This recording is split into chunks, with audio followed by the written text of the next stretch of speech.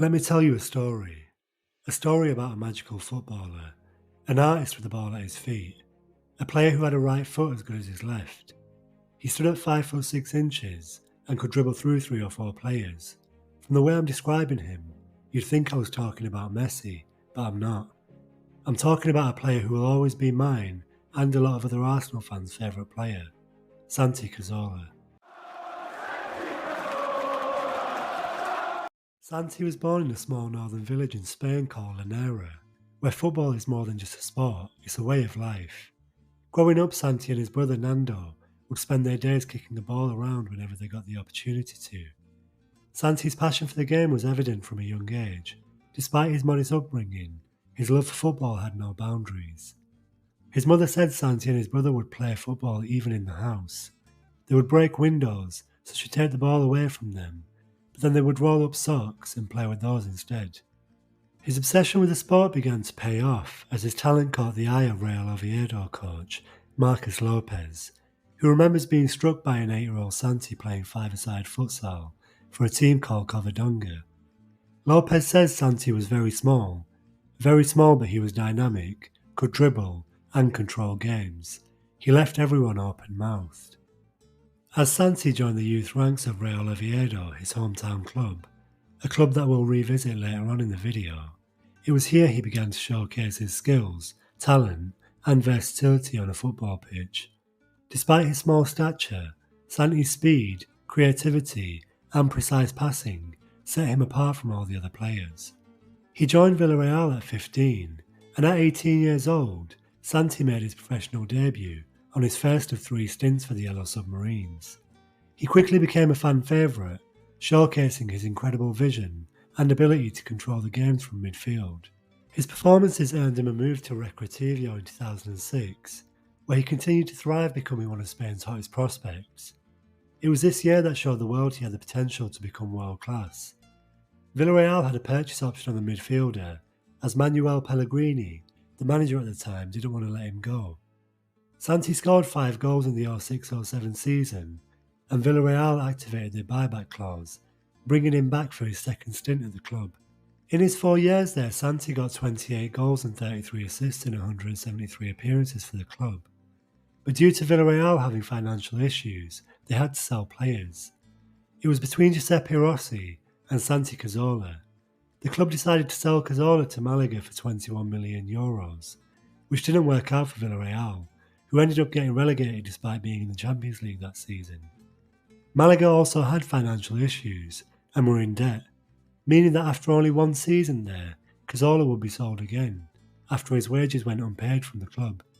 There was a manager who had been monitoring the player for a few seasons and was ready to pounce at the opportunity to sign Cazorla, Arsene Wenger.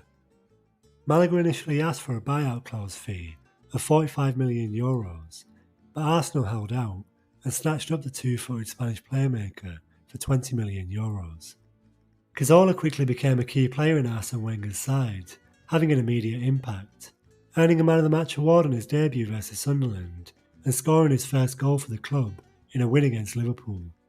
His skillful performances in midfield, including a memorable hat-trick against Reading, making him a fan favourite on and off the pitch. He played a pivotal role in his first season, securing Arsenal Champions League qualification, assisting all 4 goals in a crucial 4-1 win over Wigan. Cazorla's exceptional first season saw him named the Arsenal Player of the Season after scoring 12 goals and assisting 13, showing he was adapting to life in England with ease. In the following season he picked up right where he left off, with notable performances in both the Premier League and the FA Cup. He displayed his versatility by contributing goals and assists, including the winning penalty in the FA Cup semi-final against Wigan. His quality was evident, but even more so in big games, such as one of his most important goals for the club in the FA Cup final, where Arsenal were 2-0 down to Hull City after not winning a trophy for 9 years. Arsenal had a free kick, which Santi stepped up for from 28 yards out, scoring and starting a memorable 3-2 comeback, which saw Arsenal lifting the FA Cup.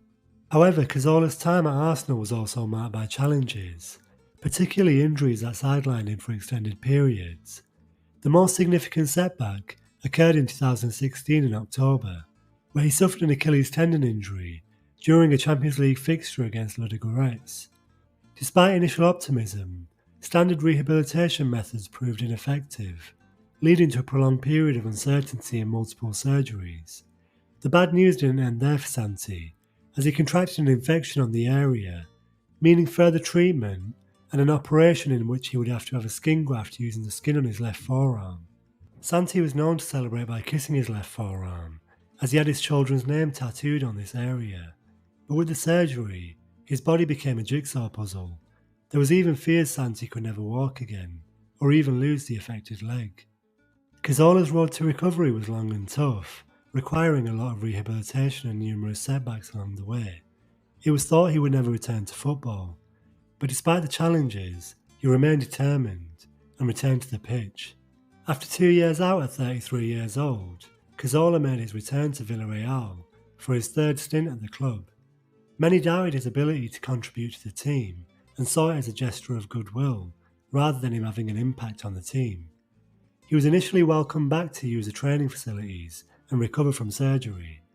Cazorla defied expectations by impressing the coaching staff during pre-season, earning himself a 1-year contract. Despite initial scepticism on his role for the club, Cazorla quickly proved his worth on the pitch, starting in the majority of Villarreal's games and playing the entire of 90 minutes in all but 2 matches. His surgically reconstructed leg, made up partially of skin grafts from his arm, didn't affect his performances, as he demonstrated his skill and resilience, even going on to score and assist in key matches.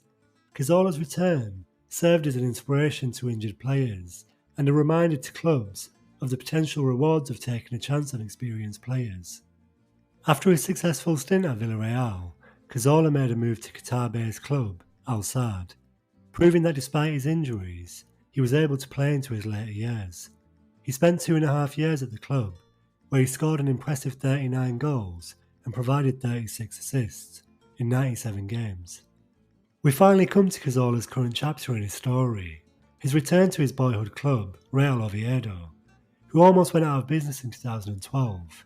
With the help of Juan Mata, Michu and Santi Cazorla buying shares in the club, they kept them afloat. He signed for the club taking on the minimum wage, showing his love for the city, but also the commitment to the club's success. He gave up his image rights and reinvested a portion of his share sales to invest into the youth academy which he once played for. Santi Cazorla has shown throughout his career that dedication, strong mentality, and being an all-round good person can get you far in life. He'll always be a legend in my eyes, so I wanted to give him his flowers before he retires. Thank you, Santi.